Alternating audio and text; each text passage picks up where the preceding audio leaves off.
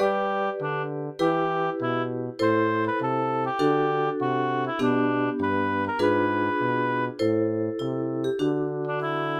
20일) 성령 강림 후 제24주 주일을 위한 말씀 나눔을 시작하겠습니다. 오늘은 시편 46편을 읽고 어떻게 감사할까라는 제목으로 말씀을 나누겠습니다.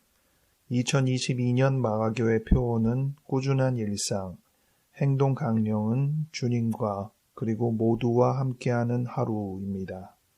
2022년 기도문을 따라해 주시기 바랍니다. 우리에게 늘 신비로운 새로운 하루를 허락하시니 감사합니다. 우리가 만나는 모든 이들에게서 그리고 모든 것들에서 주님의 온기를 느끼게 하소서. 예수 이름으로 아멘. 시편 46편 읽어드리겠습니다.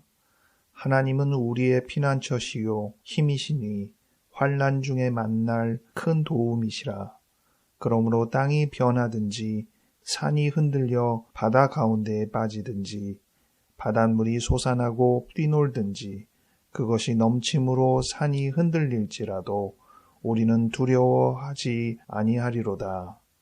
한 시내가 있어 나뉘어 흘러 하나님의 성 곧 지존하신 이의 성소를 기쁘게 하도다. 하나님이 그 성 중에 계심에 성이 흔들리지 아니할 것이라. 새벽에 하나님이 도우시리로다.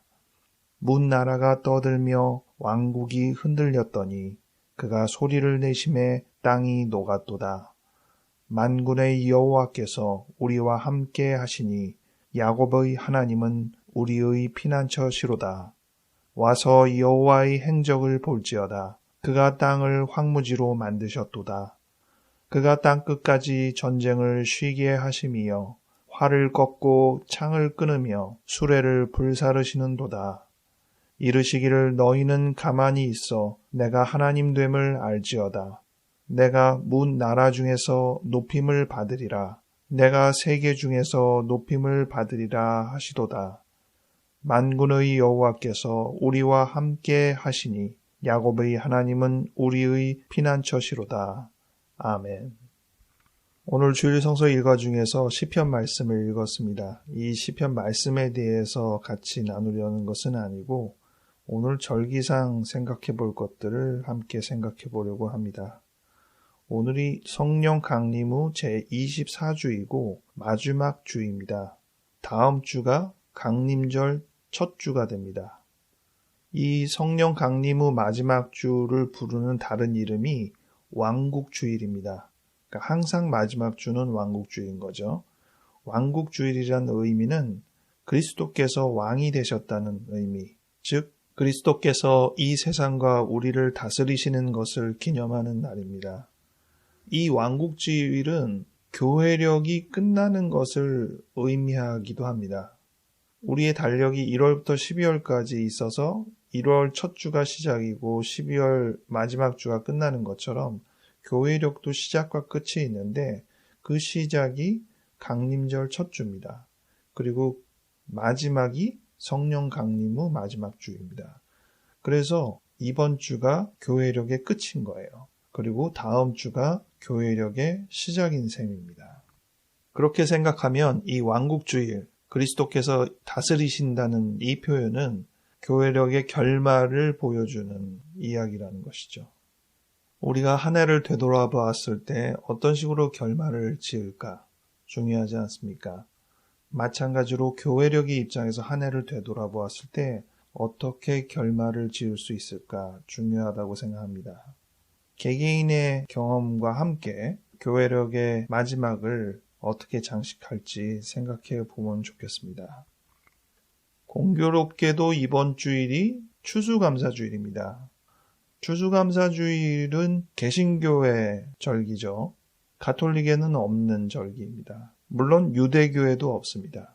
하지만 근원을 쫓아가 보자면 성경에서부터 출발해야겠기에 유대인의 절기와 연관성을 생각해 보지 않을 수 없습니다. 유대인의 3대 절기가 있는데요. 유월절, 초실절, 초막절입니다. 나무위키라는 인터넷 백과사전처럼 취급하는 글이 있죠. 거기에서 이 문장을 보았는데 아주 인상적이었습니다. 유대인의 3대 명절은 모두 감사절이었다는 것입니다. 감사가 절기의 핵심이라는 것입니다. 여기서 추수감사절의 근원이 될 수 있는 것이 초막절인데요.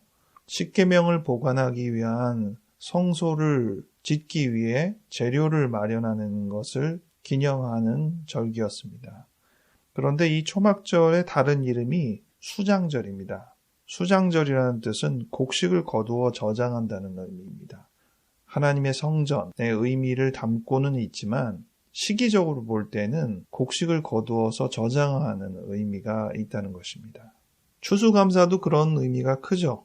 추수하고 그렇게 곡식을 거둔 것을 감사하는 의미로 드리는 절기가 되니까. 그래서 교회력의 한 해를 마감하며 한 해를 되돌아보고 감사하는 마음을 갖는 것도 참 중요하다고 생각했는데 마침 추수감사주일에서 감사에 대한 생각을 하게 되었습니다. 어떻게 감사할까 이렇게 제목을 붙였는데 첫 번째로 제가 생각했던 것은 결과에 따라서 감사하는 것이 아니라 과정에 대해서 감사해야 된다고 먼저 생각했습니다. 결과가 좋을 수도 있고 나쁠 수도 있지만 그 결과에 따라서 감사의 분량이 정해지는 것이 아니라 이 결과가 있기까지의 그 하나하나의 계획과 또 여러 가지의 변수들, 결과적으로 지금까지 온 이 과정, 여정, 이것을 통해서 우리가 감사를 해야 할 것입니다. 어떻게 감사할까? 두 번째는 감사에 상응한 책임이 이어져야 한다고 정리해 봤습니다. 이 미국 추수감사의 과정을 우리가 생각해 보자고요. 영국 성공회의 박해를 피해 일부들이 배를 타고 신대륙에 도달을 했습니다. 그런데 그 청교도들은 대부분 다 농업에 무지한 사람들이었습니다.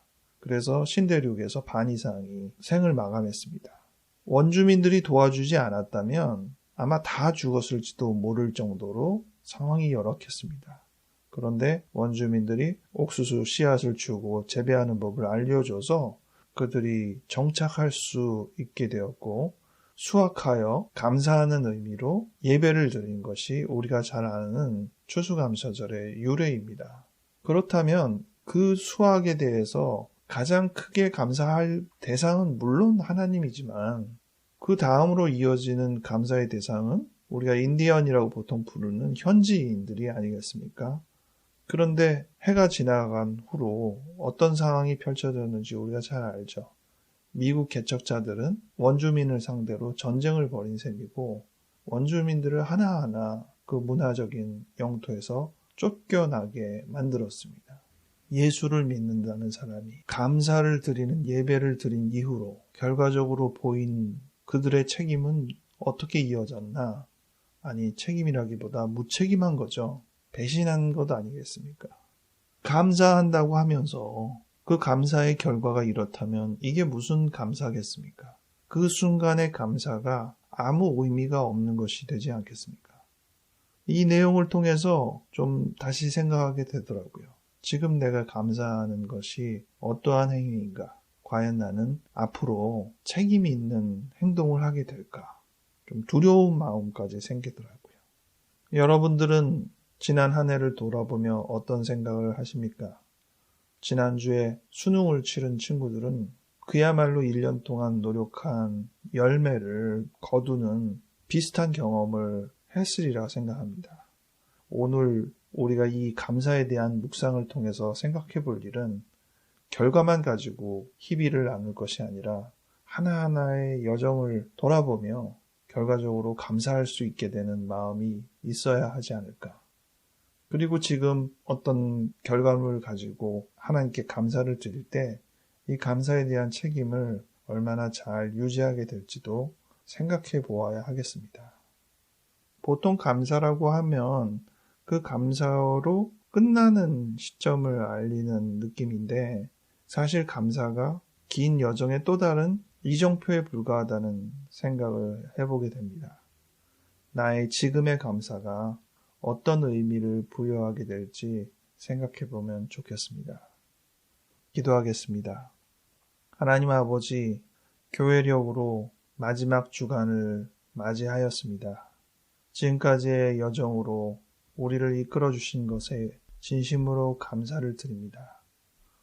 우리가 맞이하는 결과물들이 만족스럽던 만족스럽지 않든 하나님 앞에서 진심으로 감사할 수 있는 자세를 가질 수 있게 도와주시옵소서. 그리고 이 감사가 끝이 아니라 마무리가 아니라 또 다른 이정표가 된다는 것을 오늘 같이 생각을 해보게 되었습니다. 하나님, 지금의 감사가 1년 후, 10년 후 어떤 의미를 지니게 될까요? 우리가 생각할 수 있는 것 이상으로 이 감사의 중요한 이정표를 의미 있게 받아들일 수 있게 도와주시옵소서. 감사드렸고 예수 이름으로 아멘.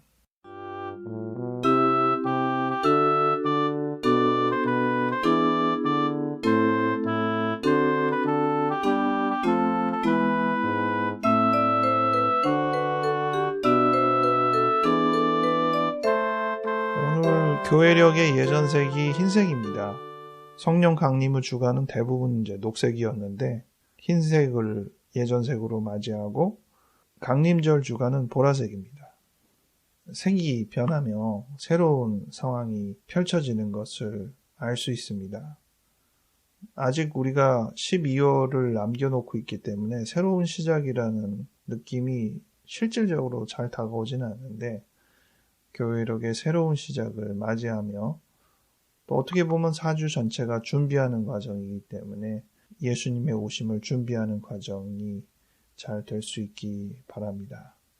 한 주 즐겁게 보내시고 다음 주 다시 뵙겠습니다.